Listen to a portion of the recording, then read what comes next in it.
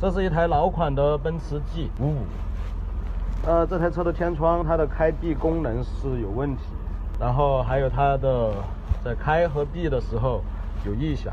那经过我们拆解呢，发现这个天窗的这个钢索它本来应该是套在这个导向管里边的，就是为了避免出现噪音。但是经过我们检查发现，这个导向和这个钢索的配合非常的紧，非常的紧。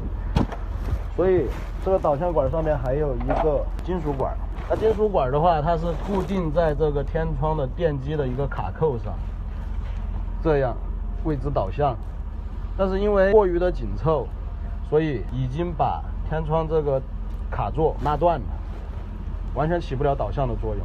它在正常的情况下，它就是脱落的，所以这根钢索在车里边不停的自由活动，发出来一个噪音。和天窗电机这个卡座断裂情况，对 G 来说还是通病。